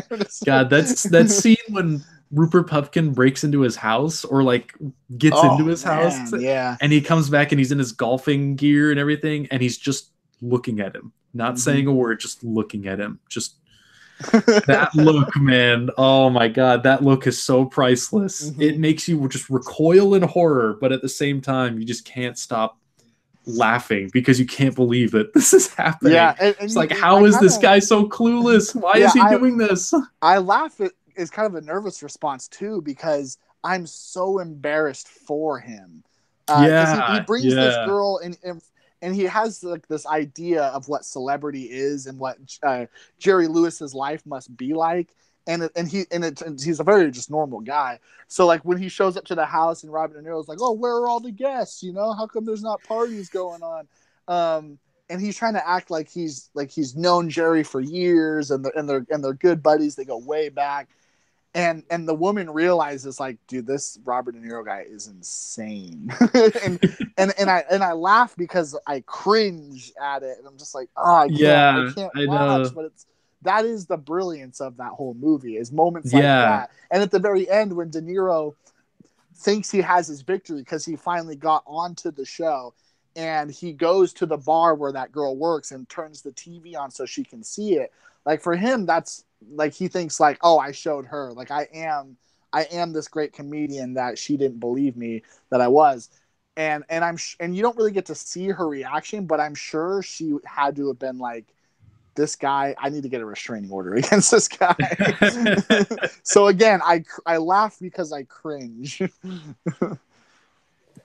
I think, gosh, like my list for top 5 Scorsese used to be like most of the standards, like Taxi Driver, Raging Bull, Goodfellas. It's really changed up in the last like couple of years as I've rewatched his stuff. Like now it's like, it's all the other ones that I think are in my top 5. Like King of Comedy, I think, is in there. Casino, Bringing Out the Dead might be my favorite. Like, I don't know if Taxi Driver or like Raging Bull are even going to be on the list. Yeah. We were talking about Casino, and we just talked about how unhinged it was. It's been a lot of years since I've seen it, but After Hours kind of might be on that level too, because I remember there's a ton of moments in After Hours that is like in Casino, where you get strange perspectives that you don't expect to see. The camera just has a lot of movement and stuff. Like my favorite moment in After Hours is when is it Patricia Arquette throws the keys? Where she throws the keys down, and you get the point of view of the keys falling towards Griffin Dunn. Like, whoa, like what? That's so out of nowhere. And to me, it's so unsettling, because I think that there's supposed to be some significance there. Like, the first time I watched it, I thought like the key is being thrown, like that was going to somehow pay off in some way, and it doesn't, and that throws you off so much, because like the whole evening that Griffin Dunn goes through in that movie, like you don't know what, like who to trust, what to believe, like you don't know what's happening, and subtle things that he does like that, like just show you the point of view of the keys falling, like sets you up to like just know not to expect anything, or at least all your expectations will be defied. It's been so long since I've seen that movie. I don't remember a lot about it, but me too. So that's why I'm a little hesitant to compare it to Casino. But the way I'm remembering it is very similar to Casino in its kinetic energy. But it's been a long time, so I'm not. Yeah, I really want to go back to that one. Yeah, I'll be curious to see how I'll react watching it again. Yeah, you should revisit ones like rewatch Age of Innocence, see where that one might rank, or I just ordered that on Barnes and Noble, the Criterion Blu-ray. Yeah. Nice. Or maybe Alice Doesn't Live Here Anymore. Like I think that one's a really interesting one in his career that doesn't get brought up a lot. I don't know if I'd put those ones like in my top 5, but they are underseen, I think. So maybe those would be ones that you should rewatch. Yeah, I'll try to get to as many as I can. I don't want to rush it. But yeah, I'll try to watch as many as I'm able to. Mm-hmm. So do you want to talk about your movie? Yes, Mission Impossible Fallout. Yeah. Man, my nuts were really pumped to see this movie. I guess I should preface it with I was a little disappointed that Christopher McQuarrie, I think is how you say his name, was directing it. Not because of his talent. I think he did an amazing job on Rogue Nation. But I've loved that every Mission Impossible movie up to Rogue Nation has had a different filmmaker doing it. So each movie has had its own unique flavor to it, especially Mission Impossible 2. But the John Woo one, yeah, that one's very, very unique. And De Palma. The De Palma movie, it doesn't feel like, totally De Palma, but there's a lot of sequences where his style comes out. The J.J. Abrams one, he doesn't really have a whole lot of style, but it's good. But then what Brad style Bird, he does have is just derivative of other filmmakers. Yeah. I thought he made a solid movie, but Brad Bird, like his movie feels like a cartoon, and I really appreciated that. And and then Christopher McQuarrie does Rogue Nation, and he brings his own unique take to the spy genre in that sense. And so I was a little like saddened that he was doing a new one, because I was hoping like, ooh, maybe they'll bring in someone else that has a very different take for the franchise. But even with that little kind of disappointment, he blew it out of the water. Like Mission Impossible Fallout is one of the best spy thrillers ever made. I really believe that. I think it's better than the 007 movies. It's better than the past Mission Impossible movies. The movie kicks ass. It really, really does. It's everything about it is just so well done. I mean, there's a lot of tropes in the spy genre that you kind of expect to see, and you do, but they're done very well. Like the script is very tight and it's very complex. Like the plot is complex, and there's, there's a lot of like, oh, you don't know who to trust. This person could be a double agent. There's a lot of stuff like that, but you're actually engaged with it, which I found myself very surprised. I actually cared to find out who it was, and depending on who it was, had implications to the story I cared about, which is something you don't see in these kinds of movies. Like, where it just feels like it's on autopilot. Yeah, exactly. Or like, even if you don't know how it's going to turn out, you still expect not to be surprised. And then when there's the big twist, you're not surprised. But I guess I was just so engaged with this movie that I was surprised whenever there were twists. And there was constant turns that were made in the story. Like as soon as Ethan Hunt thinks that he has control over the situation, one thing happens that causes ripples throughout his entire plan, and he has to completely rework it again from scratch. And this is like a 2.5 hour long movie.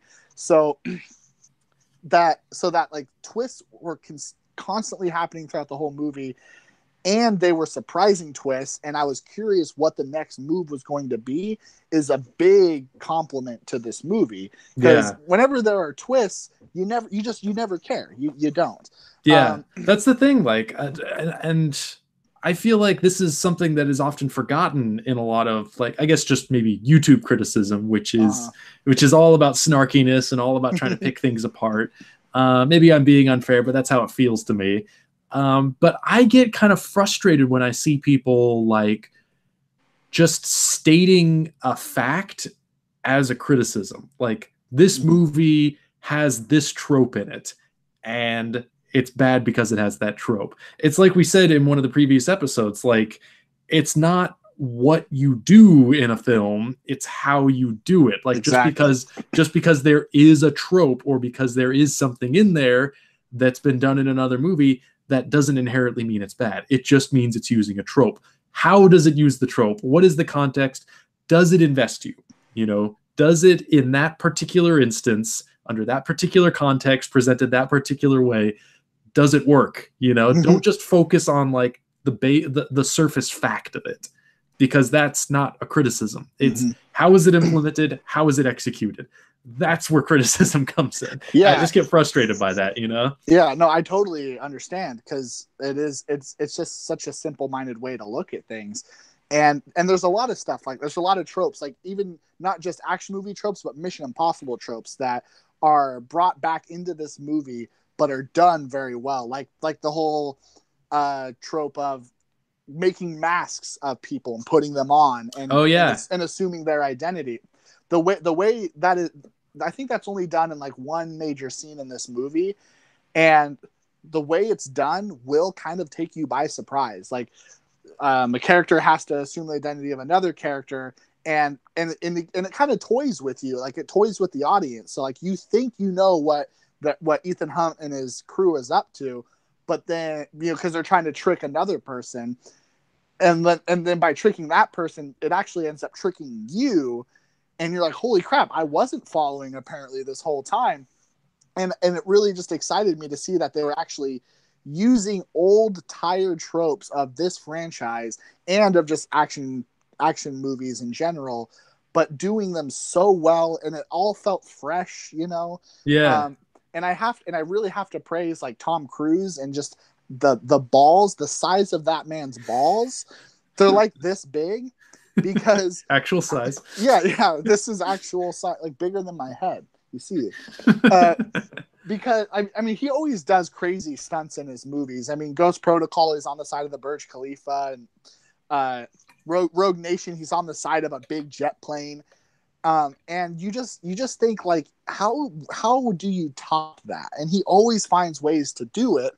And this movie is no exception. Like I think the Mission Impossible franchise is always finding ways to just raise the bar, I think, on itself and on movies in general. Like, I think Christopher McQuarrie really knows how to direct action and how to write screenplays that will toy with their audience. I mean, that's why everyone loves The Usual Suspects. You know, the big twist at the very end, who Kaiser Soze is. You know, people love that, and that's kind of what this whole movie is there's a ton of twists. I mean, there's all kinds of ways that the story flips on itself in this movie, and it's always very, very exciting. Like, and again, the stunt work is amazing. Almost everything is done in camera, and you find that so hard to believe because there's so many moving parts. There's cars and Tom Cruise weaving in and out of these cars. Like, there's real danger. He's not wearing a helmet, and there's real danger that they're filming. It's like watching Raiders of the Lost Ark. Like, you're seeing actual people on actual cars and trucks speeding down dirt roads. Like, that's doing dangerous things. Yeah. Yes, it is. Like I mean, you know that when Tom Cruise is hanging off of a helicopter over these incredibly huge mountains, like, you know, he has wires attached to him. So if he were to let go, a whole team of people there making sure that he's safe. Mm-hmm, exactly. But that still doesn't mean it takes balls this big to do it. Because he's still hanging from a helicopter. Yeah, that's it. Like he still has to hang from a helicopter, and he still has to be playing a role while doing it. he still has to be Ethan Hunt. Like, yeah, and hit his marks. Yeah. Exactly. And I just don't, I have no idea how you do that. And Henry Cavill, I think is how you say his name. He's actually really good in this movie too. I thought, like, when I saw him in the trailers, I'm like, oh, they're just bringing in a young guy so Tom Cruise can show him up. Like the old versus the new, the old school way is clearly better. Like, I thought it was going to be that, but it wasn't that simple. It was actually really, really cool. He brought a lot to every action scene. He brought a lot to the story. He actually gives a great performance.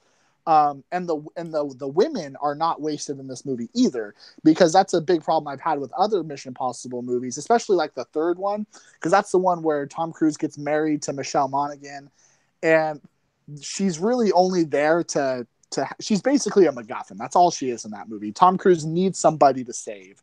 Yeah. And she actually comes back in this movie, and she doesn't have a lot of screen time, but she plays a major role. And even though she's only in like 10 minutes of this 2.5 hour long movie, she's an integral part, and she's key to the success of it. So the women aren't wasted this time around. Like, they get their due. Rebecca Ferguson, I think is her name, is so badass. I mean, she's as badass as Ethan Hunt, and in many ways even more so, because like Tom Cruise he's getting up there in age, so he's slowing down a little bit, and they incorporate that into this movie.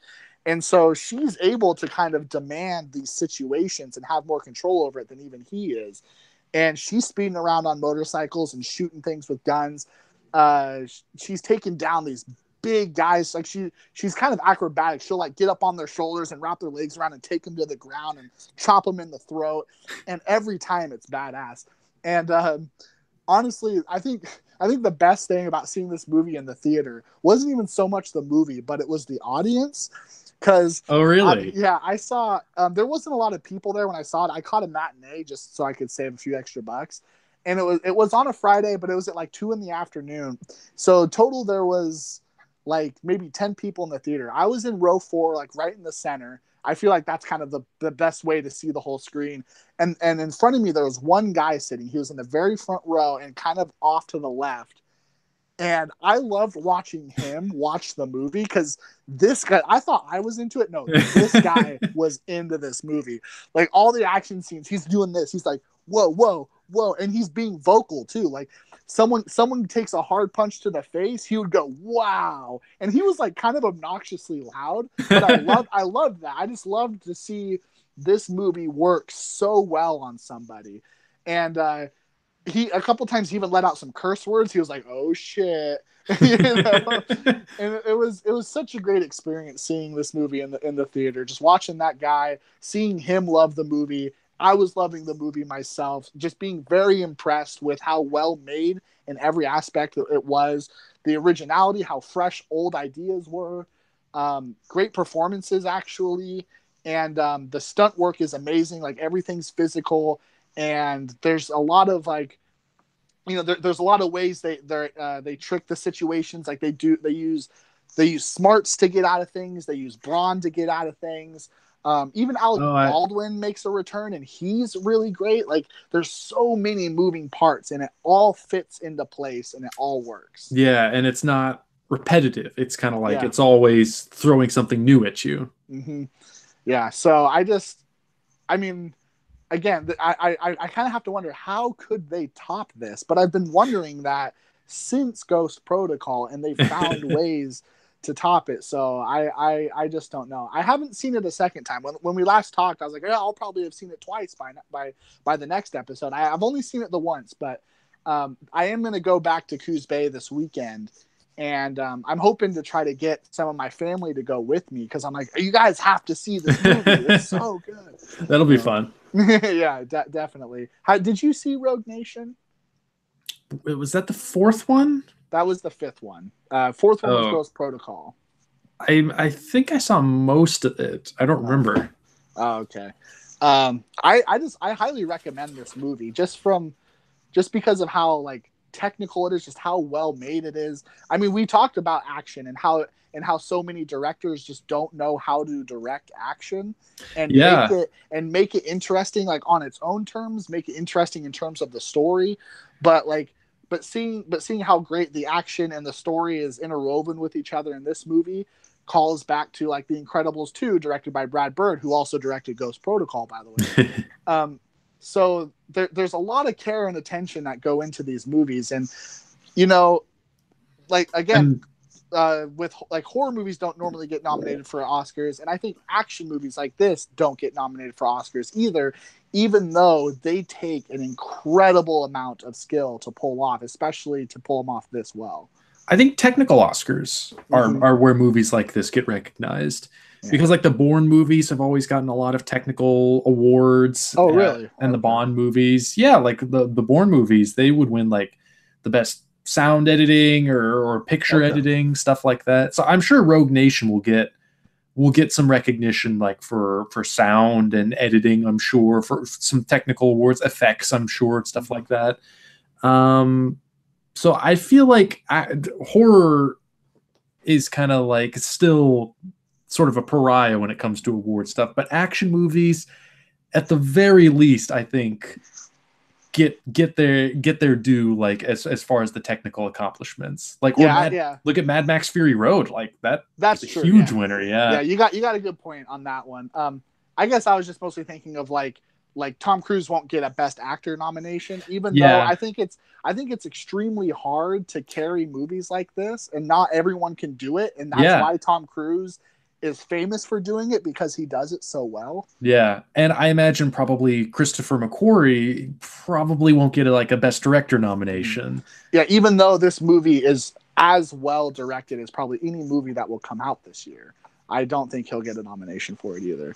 But yeah, you do have a good point. Maybe in the technical side of it all, it will probably get some, at least mentions, if not actual awards. Yeah, I've read some articles too of people saying like that there needs to be a Best Stunt Work Oscar, because there's still so many, especially now there are more and more movies being made that are doing some pretty colossal things with stunt work. Like everybody talks about how much CGI there is in movies now.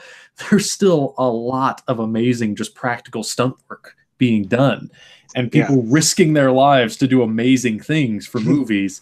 And it is, I find myself agreeing with a lot of those articles that like it is really sad that there isn't an Oscar for stunt people or for best stunts or for something, best stunt coordination. Like they really do deserve it. Yeah, I agree.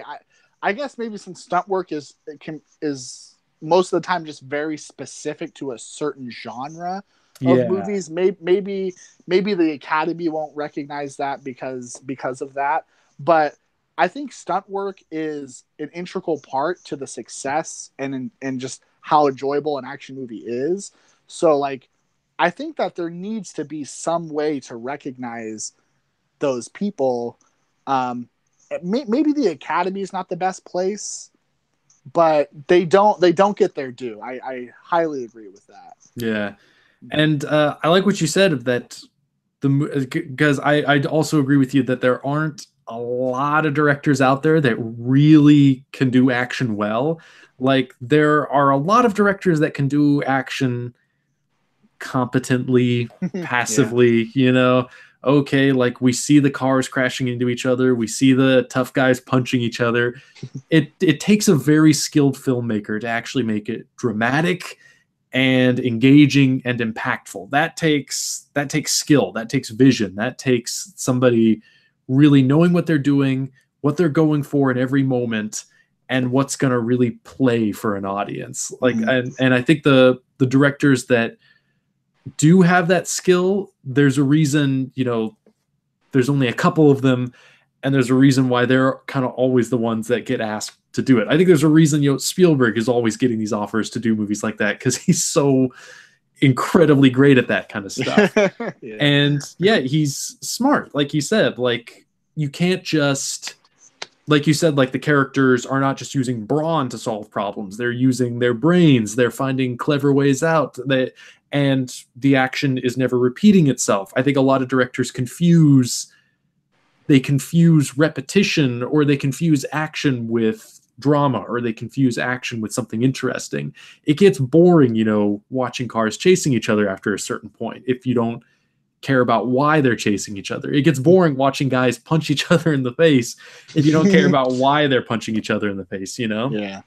So unless they can find like maybe unique ways for them to punch each other in the face. Yeah, that too. Yeah. Yeah. But it would have to be a very unique way for that to happen. Because like I love the John Wick movies, and especially John Wick 2. And though I will admit that a lot of the action in the movie, I think, is just kind of there to have action. I'm always like engaged in it. So maybe like the dramatic motivation is good enough for me to be engaged with Keanu Reeves just having 20-minute scenes of him shooting people up. But I don't know if the story or the drama is as woven into the action as it is in other movies. But I gotta disagree with you there. But with John Wick, I think they always have like cool things that you don't ever see in movies that to have Keanu Reeves do. Like, he kills people in very interesting ways consistently.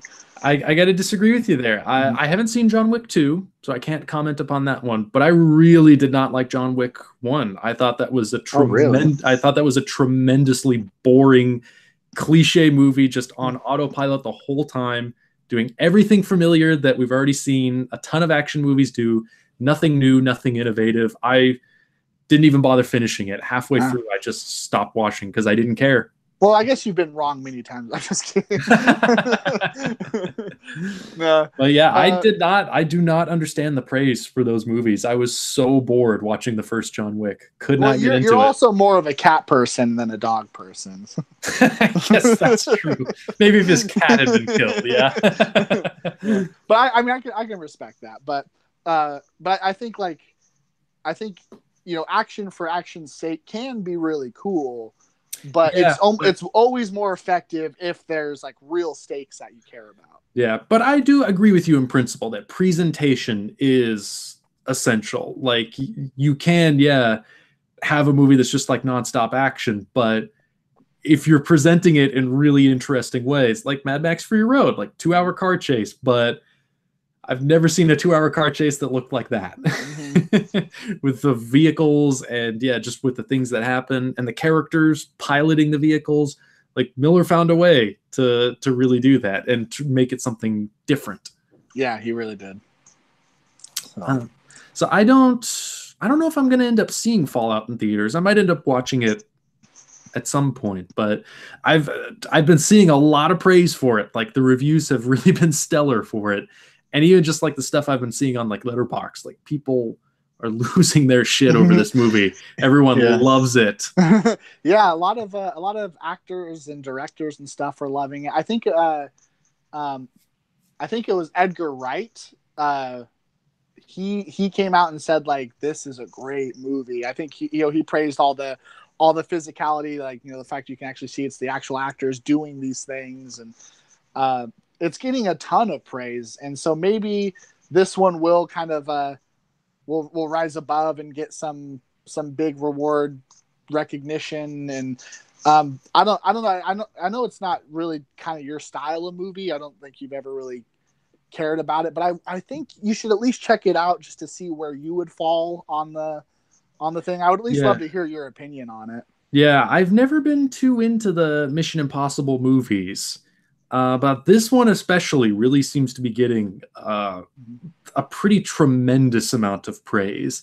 And that is definitely piquing my curiosity. Like, when I found out there was another Mission Impossible movie, I was kind of like, yeah, okay, whatever. But I think especially like just seeing that it's not just like praise that like, oh yeah, this is a good entry in the series. It's like, it is like people actually kind of being pushed into some kind of like euphoric state. They love this movie so much. Yeah. And I'll admit, since I am a Mission Impossible fanboy, like, that's a big part. That's a big thing for me. I mean, so to see like Michelle Monaghan come back, just to see her at all in this movie, I'm like, oh yeah.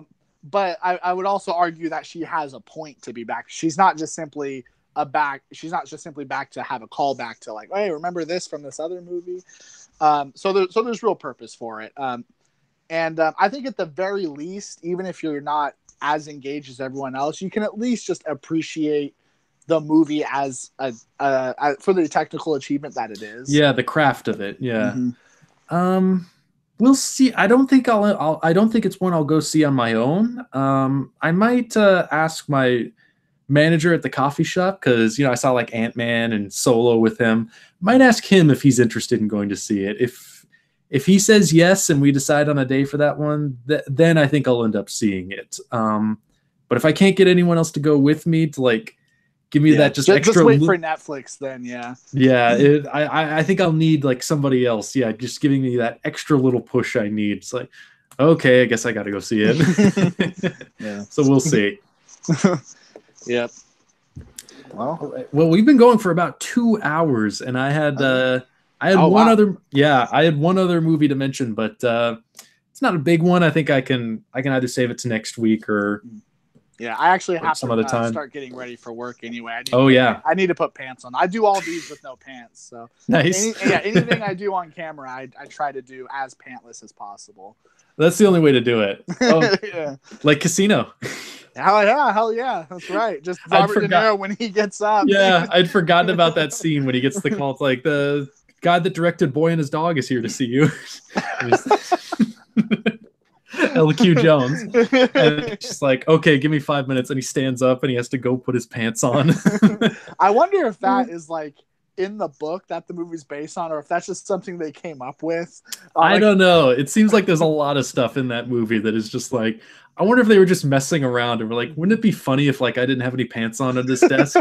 That's how I like to think about it. And maybe I don't want to know the actual answer to that question, just so I can keep thinking that that's how it went. Yeah. Well, I know with Scorsese, like he's all about like just incorporating suggestions and trying different ideas and improvising stuff. Like I wouldn't be surprised if they were just like joking about that, and then we're kind of like, why not? Like that'd be an interesting way to do the scene. Like, let's do it. Why not? Yeah, there's no reason not to. But I love that about Scorsese's movies, especially that like just because he's doing a drama, at no point does Scorsese seem to think like, no, this movie's too serious. Like I can't have a moment like that in here. It's just like, let's go for it. Let's not hold back. Yeah. Maybe in something like Silence that would have been out of place, but I agree with you there. Yes. In Casino, like yeah. All right. So, got any plans for next week? No, not really. Like I said, I'll probably see Mission Impossible again if I can get some of my family to go with me. But other than that, no. I'll probably just try to knock a couple more movies off my Netflix queue. Oh yeah, I need to do that as well. I've still got some more Criterion stuff I gotta watch. I got my stack there. Right there. I see it. Yeah. That's the stuff I'm gonna watch. I really want to watch Inside Llewyn Davis. I haven't seen that. Neither have I. Yeah, I haven't watched it, and it's one that's been on my shelf for a while. And I love the Coen brothers, so it's one I'll hopefully knock off over the next week. And lots of stuff piling up on the Netflix queue as well that I should start going through. So don't have a solid plan. And I guess I'll also start asking around, see if anybody wants to go see Mission Impossible with me. Yeah, I'll just show up in Portland. I'm like, hey, you want to go see Mission Impossible? Then like, I have to. Damn it, no. Yeah. Get out. Yeah, so we'll see what ends up happening. Well, alrighty then. Man, that was a good episode. So yeah, it was a fun one. Yeah, I guess until I see you next time. Okay. On Wednesday, that is. So I'm DisRegarding Henry. You can watch other videos on my channel. Bretflix, he's got his channel. There's a link in the description for all these episodes. You can click on that, watch his videos, subscribe to him. Please do. And until next time. See you next Wednesday. I'll see you next Wednesday, you and the audience.